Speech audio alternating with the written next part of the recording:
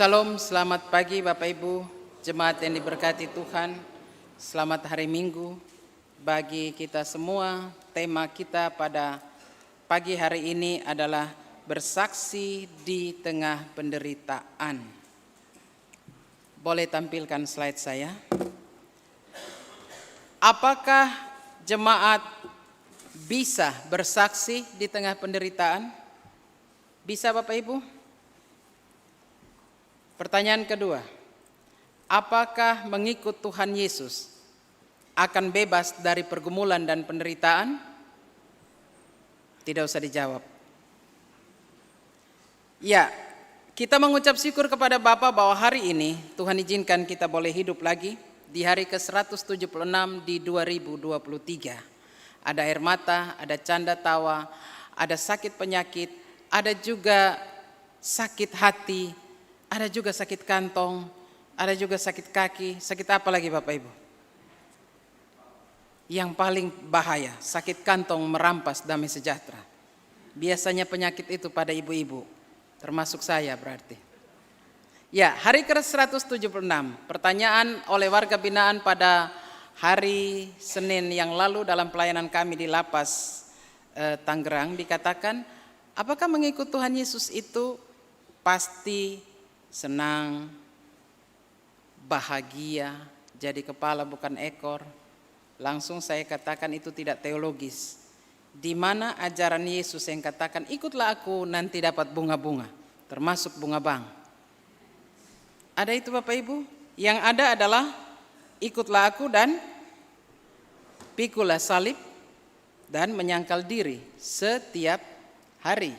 Kemudian Matius 10 ayat 22, karena kamu dibenci karena namaku.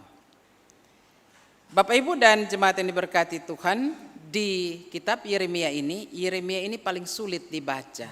Grup baca Alkitab saya biasanya sampai di kitab Yeremia itu agak ada yang malas-malas lapor, baca dan lapor. Kenapa? Karena Yeremia sulit dipahami. Yeremia ini tulisannya dalam dan tidak saling kronologis, tidak berhubungan. Yeremia adalah seorang nabi yang mewartakan kehancuran. Nabi kehancuran ini dia tidak pernah goyah dengan pengharapan. Walaupun dia dihina. Inti dari kitab Yeremia hanya 3. 1, dia menyerang penyembahan berhala, Yeremia 7 ayat 30. Kemudian dosa amoralitas dan melawan nubuat nabi palsu. Ajaran Yeremia yang paling utama adalah pertobatan dari segala dosa. Jadi tidak saja diajak untuk mari ingat dosamu tapi bertobat. Di Jemaat GKI hari ini adalah gereja persiapan untuk masuk dalam perjamuan kudus di minggu yang akan datang. Orang yang masuk perjamuan kudus adalah orang-orang yang tahu diri bahwa dia tidak layak. Orang-orang yang tahu bahwa dia tidak pantas tapi diselamatkan. Makanya Bapak Ibu, saya satu pendeta yang paling tidak suka kalau orang beribadah duduk nggak sopan. Kenapa Bapak Ibu? Dasar teologisnya Matius 26 ayat 39. Maka ia maju sedikit lalu sujud dan berdoa. Katanya, ya Bapakku, jikalau sekiranya mungkin biarlah cawan ini. Yesus saja anak Allah sujud menyembah Allah dengan sikap berdoa sopan. Tapi kalau gereja Protestan paling sopan Bapak Ibu, dia bisa dengar khotbah sambil duduk pangku kaki, sambil pegang handphone, datang pakai terlambat. Kalau ibadah live di rumah dia bisa pakai baju rumah, kan nggak ada yang lihat.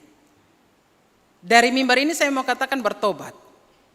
Bertobat supaya apa? Tahu bahwa Yesus itu hadir, Allah itu roh. Bagian lain dikatakan 2-3 orang berkumpul di situ aku ada. Tadi sudah pengakuan dosa, bahkan ada jemaat yang maaf kata hampir tidak tahu malu mengaku dosa dengan pangku kaki dan dengan gaya sikap yang tidak sopan. Bertobat Bapak Ibu, dari mimbar ini saya mau katakan. Yesus saja anak Allah dia sujud menyembah.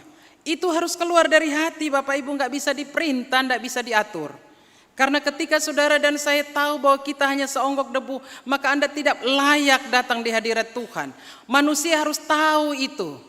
Bahwa kita manusia berdosa yang ditebus. Sehingga kalau masuk hadirat Allah itu, siapakah aku ini Tuhan? sehingga engkau layak memberikan kehidupan dan kasih karunia bagiku.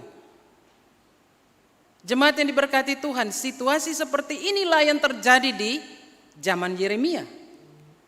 Mereka tidak peduli, makanya dosa yang kedua itu amoralitas. Situasi itu terjadi seperti di kota Sodom. Mereka tidak peduli terhadap kejahatan. Mereka mati rasa. Mereka tidak tahu membedakan mana yang baik dan mana yang jahat. Oleh sebab itu penderitaan berlaku bagi mereka dan Yeremia ada pada saat dihukum itu. Yeremia bernubuat situasi pada saat Israel dihukum. Penderitaan dalam bahasa asli, bahasa Sanskerta dikatakan adalah menahan dan menanggung. Kalau ada jemaat saat ini 200 orang, maka ada 200 salib.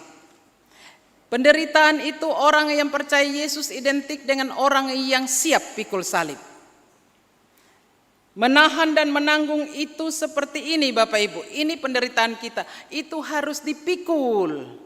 Dipikul ini bukan begini, dijinjing, bukan Bapak Ibu. Dipikul itu di sini. Dipikul di sini. Kalau pendeta tuh pikulannya dua. Satu pikulan jemaatnya, satu dia dan keluarga. Jadi para pendeta itu berjalan memang harus terseok-seok. Kalau nggak kuat berdiri cukup berlutut dan menangis. Jadi orang Kristen yang tidak mau pikul salib, dia bukan orang Kristen. Itu kata Yesus. Ada dua syarat mengikuti Yesus, yaitu satu, ikutlah aku dan menyangkal diri. Menyangkal diri baru pikul salib, sehingga iman tanpa salib tidak ada di dalam iman Kristen. Lukas 9 ayat 23 dikatakan, jika seseorang hendak mengikut aku, dia harus menyangkal dirinya memikul salib setiap hari. Hari ini salibnya adalah kawan pelayanan, bikin sakit hati, nangis. Besok salibnya air mata juga, di rumah lagi. Suami istri salah pengertian, saling menyakiti, menangis lagi. Hari ketiga lagi anak-anak bikin sakit hati, menangis lagi. Hari keempat anak-anak muda mulai tersakiti karena papa mamanya sering ribut, menangis lagi.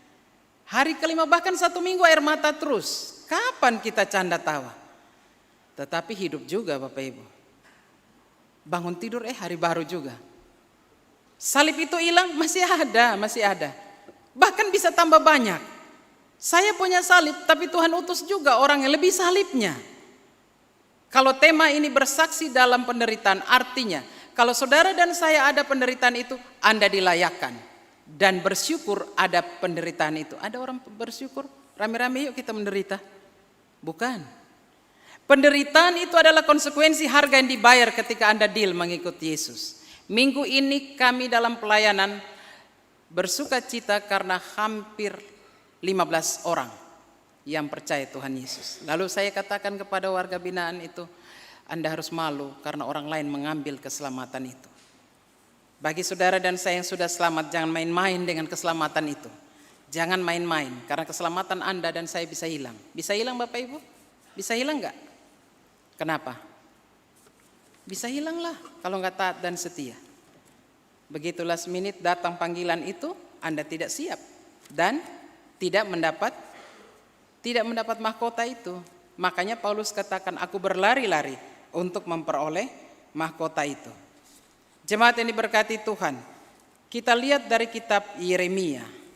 Yeremia ini Bapak Ibu, dia adalah nabi yang selalu hidup di dalam penderitaan.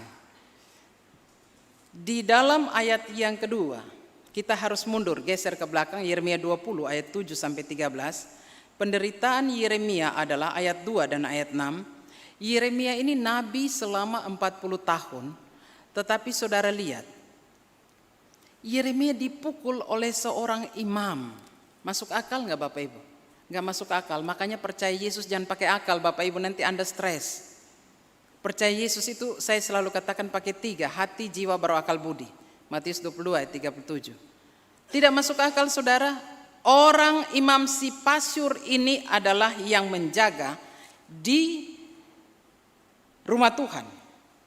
Lalu pasyur memukul Nabi Yeremia dan memasungkan dia di pintu gerbang Benyamin yang ada di atas rumah Tuhan. Bayangkan Bapak Ibu, imam memukul nabi. Imam gak tahu Taurat, tahu banget. Itulah penderitaan Nabi Yeremia. Jadi kejahatan itu berlaku di mana? Di bait Tuhan, di gereja. Kejahatan paling banyak di gereja. Apa iya? Iya, ini dasar teologisnya. Dia pukul Yeremia, dipasung lagi. Itulah penderitaan Yeremia, sehingga Yeremia katakan itu paralel Bapak Ibu dengan Yesaya 53 ayat 6 sampai 7. Yesus juga nabi, Yesus juga Allah di dalam Yesus Kristus yang menderita sampai dia dipukul sampai wajahnya tidak kelihatan lagi. Anda bisa baca Yesaya 53 ayat 6 sampai 7. Persiapan untuk masuk ke perjamuan kudus ini. Penderitaan itu ada, tapi lihatlah cara Yeremia menyingkapinya.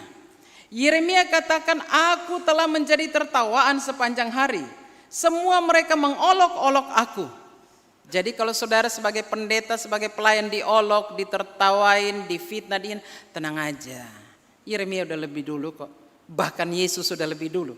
Yesaya 53. Jangan Anda berpikir, oh saya kan pendeta. Saya kan udah berpuluh tahun. Saya penatua diaken. Enggak, justru kita yang layak dihina. Kenapa? Karena sudah deal menjadi hamba atau dulos. Hamba itu tidak ada harga. Hamba itu tidak ada yang diperhitungkan. Hamba itu siap sedia untuk dicerca, dimaki, bahkan dipukul sekalipun. Yesus seperti itu. Jangan Anda pikir bahwa kita bebas, tidak. Kalau saudara baca Yesaya 53, itulah penderitaan Yesus yang paling dalam. Yeremia dan juga Ayub. PPT saya, Ayub menderita itu. Ayub 1. Dia katanya orang yang paling saleh, kenapa dia yang harus menderita? Di sini Allah tidak mencoba, tetapi Tuhan izinkan iblis mencobai. Kenapa Tuhan Allah izinkan iblis mencobai Ayub? Karena Tuhan tahu kualitas iman Ayub. Ini contoh orang-orang yang menderita di perjanjian lama. Kalau Anda menderita dalam hubungan keluarga, Yusuf sudah duluan menderita itu. Bayangkan saudara-saudara kandung loh yang jual. Jadi kalau saudara dijual oleh saudara kandung, berarti Anda ingat kitab Kejadian. Bukan orang lain yang jual kita, saudara kandung yang jual. Lalu saya selalu ingat itu, Yusuf punya pengakuan iman. Kejadian 50 ayat 20. Kamu mereka-rekakan yang jahat, tapi Tuhan mereka-rekakan yang baik. Bagi saya bersaksi Bapak Ibu, ketika orang menghina dan memfitnah kita, saya yakin dan percaya di balik itu ada berkat Tuhan. Jangan Anda hitung dengan uang. Tapi di balik itu ada berkat Tuhan yang Tuhan siapkan bagi kita. Orang yang menghina kita, lihatlah keadaannya. Jemaat yang diberkati Tuhan, itu contoh-contoh dalam perjanjian lama. Ada Musa, ada Yusuf, ada Ayub, dan Yeremia. Musa juga seperti itu. Yang menghina dia Maryam, bukan orang lain, saudara. Maryam katakan, emang kamu aja yang punya kuasa. Apa yang terjadi? Maryam harus menderita kusta sebelum Musa mengampuni dia. Jadi sampai sini saudara-saudara, penderitaan itu adalah deal kita dengan Tuhan Yesus ketika kita menjadi pengikut Kristus. Jangan Anda berpikir bahwa ketika mengikut Yesus jadi kepala dan akan aman, itu omong kosong. Itu tidak teologis dan itu salah. Mengikut Yesus adalah hari ini air mata, besok air mata, bahkan bisa sampai Tuhan panggil hidup dengan air mata. Selamat berjuang. Yang akan menguatkan kita adalah satu kekuatan bahwa Yesus sudah lewat semuanya itu. Sebutkan, Anda sebutkan. Apa yang Yesus tidak lewat? Dihina sudah. Dijual oleh Yudas. Makan minum. Saya selalu katakan orang yang mengkhianati kita, orang yang paling dekat dengan kita. Suami mengkhianati istri, istri mengkhianati suami. Orang tua mengkhianati anak, anak selalu dalam tubuh. Dan itu sangat menyakitkan. Yudas seperti itu, dia makan minum, dia juga yang jual Yesus. Sebutkan apalagi yang Yesus tidak alami. Lapar, haus, dihina. Yesus menyembuhkan, dikatakan dia pakai kuasa Baal-Zebul. Jadi kalau saudara melayani terus dikatakan pendeta dukun atau majelis dukun, gak apa-apa. Gak apa-apa. Sebelum Anda juga Yesus sudah alami itu. Jemaat yang diberkati Tuhan, lihatlah Yeremia. Dia katakan, engkau menangkap aku. Semua tidak mau dipilih. Yeremia tidak mau dipilih, tapi Yeremia 1 ayat 5. Sejak dari dalam kandungan aku memilih engkau. Yang muda tidak mau dipilih, yang tua juga gak mau dipilih. Jadi pakai siapa dong? Musa juga gak mau dipilih. Saul lari. Keterpilihan itu Bapak Ibu tidak mudah. Ketika saudara dan saya dipilih oleh Tuhan, Anda harus hidup kudus. Harga mati harus hidup kudus sebagai pelayan. Oleh sebab itu 1 Petrus 1 ayat 16 bagian A. Kudus-kuduslah kamu karena aku kudus. Kudus dalam pikiran, kudus dalam perkataan, kudus dalam tindakan. Anda tidak bisa melayani atau berdoa untuk orang lain kalau kehidupan spiritualmu sama dengan jemaat. Saudara-saudara yang diberkati Tuhan, lihatlah Yeremia. Yeremia katakan, setiap kali aku berbicara, mereka mencela-mencemooh aku. Ayat 9 bahkan Yeremia bilang, aku berpikir untuk tidak lagi mau mengucapkan firman. Dari tempat ini saya bersaksi. Karena dikatakan bersaksi dalam penderitaan. Kadang-kadang juga saya bilang, Tuhan kalau boleh jangan diutus lagi ke jemaat itu. Tapi diutus juga. Orang lain katakan, mama ini anak-anak udah dihina, mama masih mau pergi. Iya, bukan Anda yang berjanji. Karena saya berjanji di hadapan Allah dan jemaat. Siap melakukan tugas itu. Apakah jawabmu? Ya, dengan segenap hati. Lalu saya ingat juga kata Paulus 2 Timotius 4, beritakanlah Injil baik tidak baik waktunya. Suka tidak suka, beritakan Injil. Pertumbuhan iman atau firman itu bukan urusan saudara dan saya. Yang penting firman diwartakan. Yeremia menghadapi itu bahkan dia stres Bapak Ibu dan dia mengutuk hari kelahirannya. Kita baca ayat 14, Yeremia 20 ayat 14. Terkutuklah hari ketika aku dilahirkan.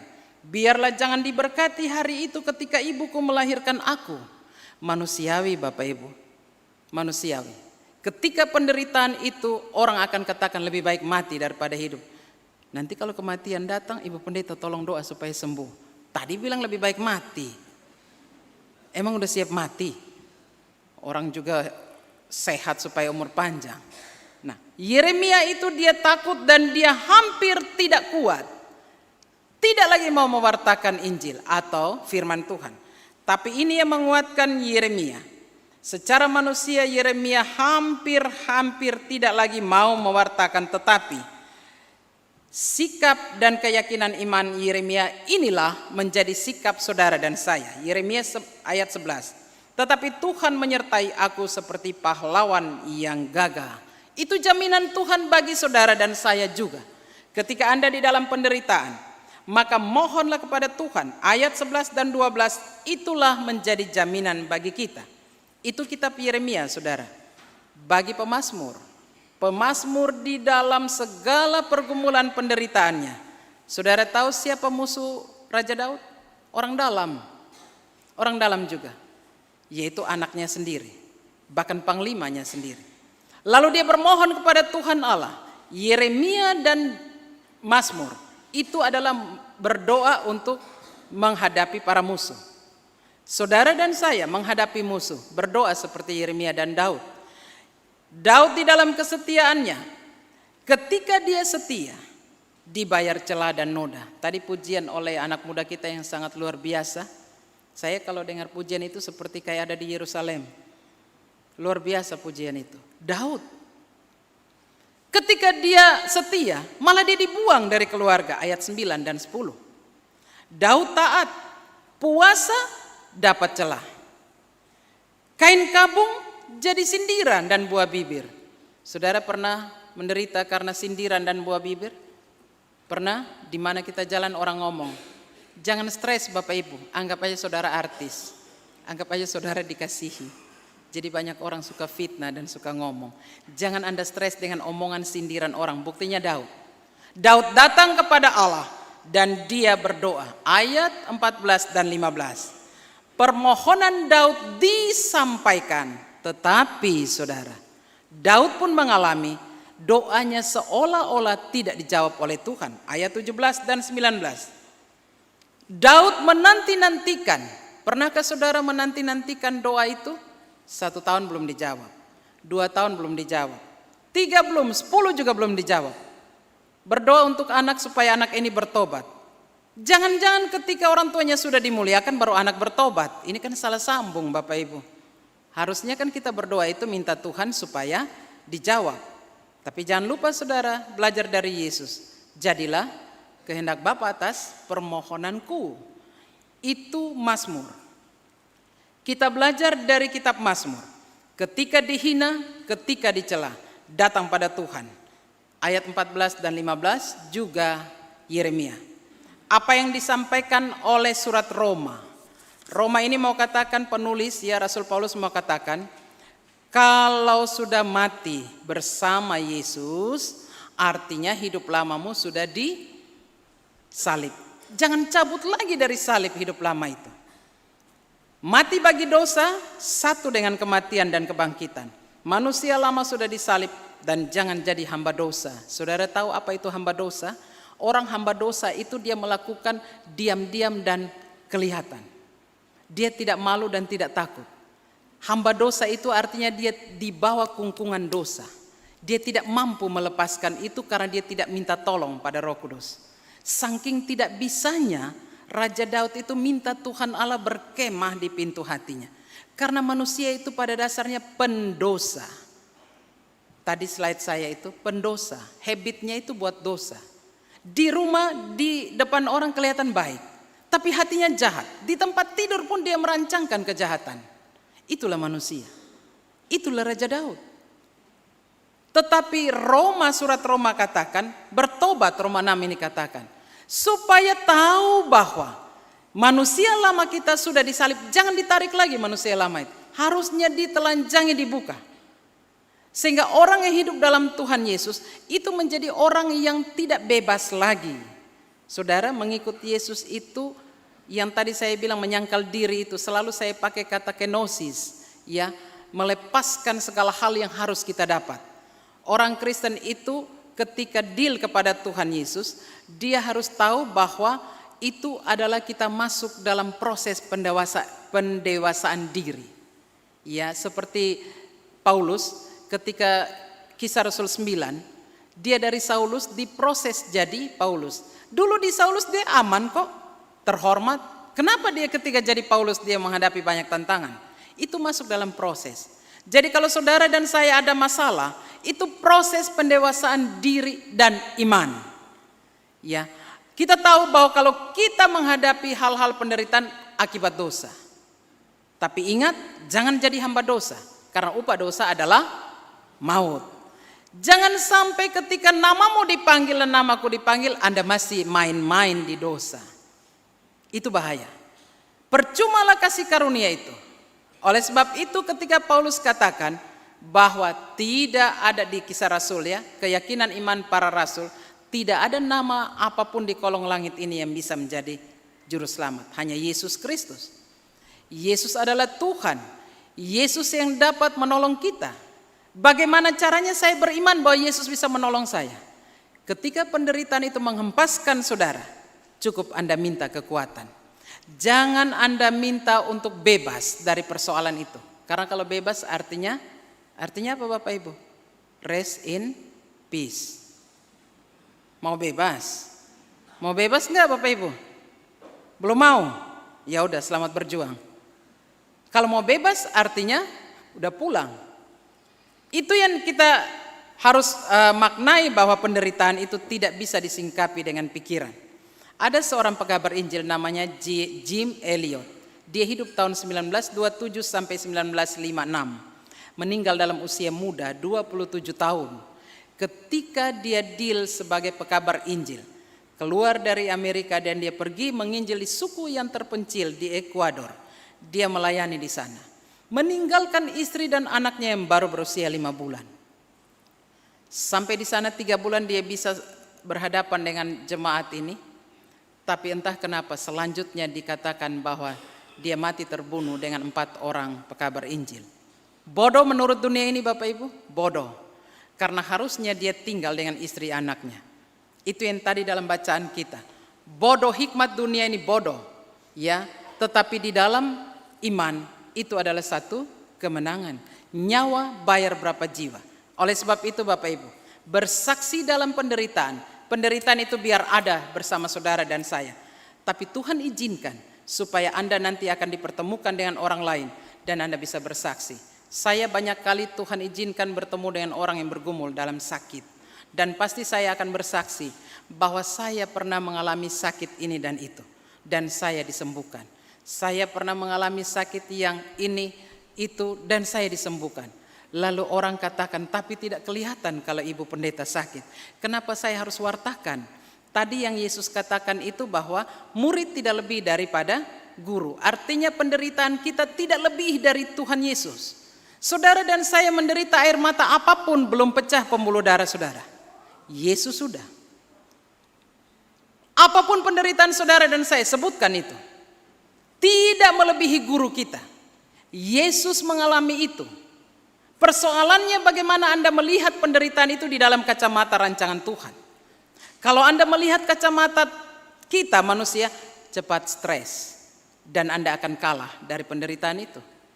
Biarkan penderitaan itu ada. Biarkan penderitaan itu datang silih berganti. Minta Tuhan supaya memberikan saya kesabaran. Maka Rasul Paulus katakan, segala perkara dapat kutanggung di dalam Dia yang memberi kekuatan kepadaku. Orang yang biasa jatuh bangun dalam pergumulan, kualitas imannya luar biasa. Makanya Yeremia katakan seperti emas. Emas itu memang harus dibakar terus. Kalau yang emas-emas biasa itu dia bakarnya nggak lama. Tapi semakin saudara dan saya ditempa oleh penderitaan, kualitas iman kita berani katakan, selamat pagi Tuhan, terima kasih untuk hari baru.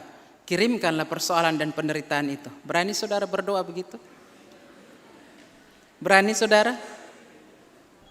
Atau saudara berdoa, kapan sih ini habis Tuhan? Aduh, kemarin menangis. Aduh, lihat mukanya aja ibu pendeta, ulu hati sakit. Ya jangan lihat dong.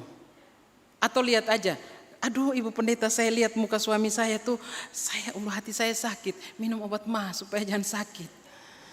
Aduh ibu pendeta, saya kalau lihat istri saya itu, aduh lebih baik saya keluar rumah. Alasan aja, memang mau keluar rumah baru bilang lihat muka istri. Tuh toh. Jadi kalau lihat muka istri, lihat muka suami sakit, bersyukur masih ada suami, bersyukur masih ada istri. Kalau Tuhan panggil beda lagi. Ibu pendeta saya kan udah sendiri, nggak ada suami, masalah lagi. Kemarin masih ada suami istri, bukan bersayang-sayang, ribut melulu. Tuhan ambil salah satu, menangis. Kemarin masih ada anak, marah-marah terus. Kemarin masih ada papa mama usia indah, usia lanjut, nggak diurus. Tuhan ambil baru bilang, saya sudah yatim piatu ibu pendeta. Ya dulu masih ada orang tua nggak diurus, nggak disayang-sayang. Sekarang bilang yatim piatu, ya selamat berjuanglah.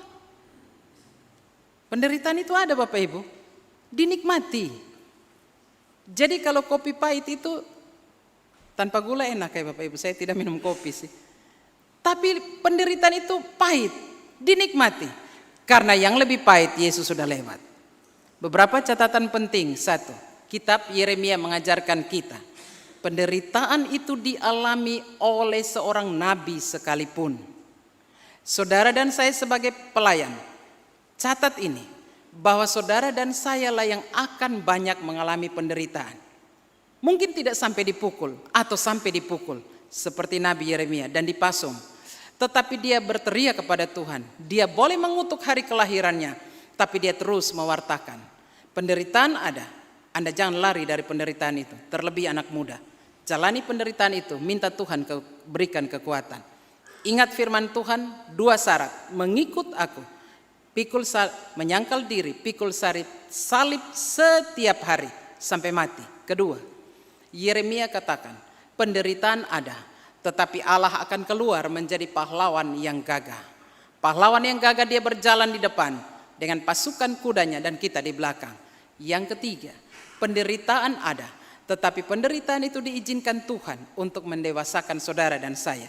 Mazmur katakan, penderitaan bahkan dicela, dicemooh.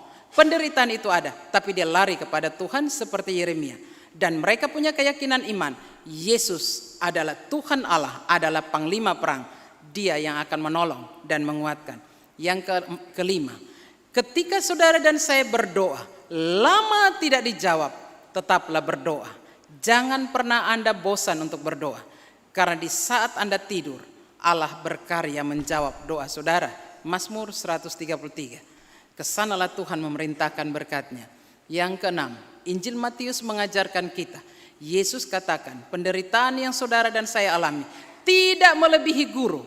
Ketika saudara diperhadapkan dengan musuh, jangan takut. Yesus bilang, takutlah kepada yang bisa membunuh tubuh dan jiwa, yaitu kepada Allah. Yang ketujuh, bahwa ketika kita mengalami penderitaan, ingat dosa kita sudah ditebus, sehingga penderitaan itu sudah disalibkan bersama dosa dan hidup lama saya dan saudara.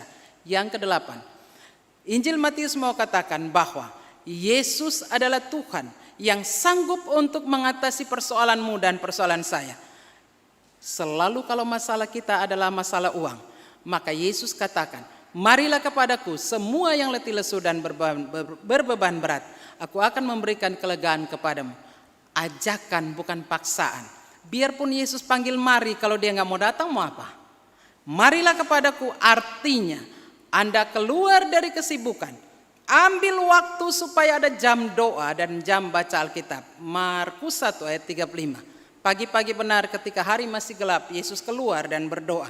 Jangan Anda hidup dengan daging terus, makan minum terus. Matius 4 ayat 4. Manusia hidup bukan dari roti saja. Itu terus yang Anda pikirkan, maka Anda menjadi orang yang paling tidak berbahagia. Yang kesembilan, surat Roma katakan bahwa dosa telah disalibkan. Maka kebangkitan Yesus Kristus memberikan pengharapan bagi saudara dan saya. Yang hidup dan percaya kepada Yesus pasti selamat. Yohanes 11 ayat 25, Yohanes 14 ayat 6. Dan yang terakhir 10 ini Bapak Ibu.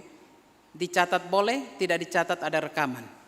Yang 10 dikatakan, pergilah dan berlakulah taat dan setia sampai namamu dipanggil.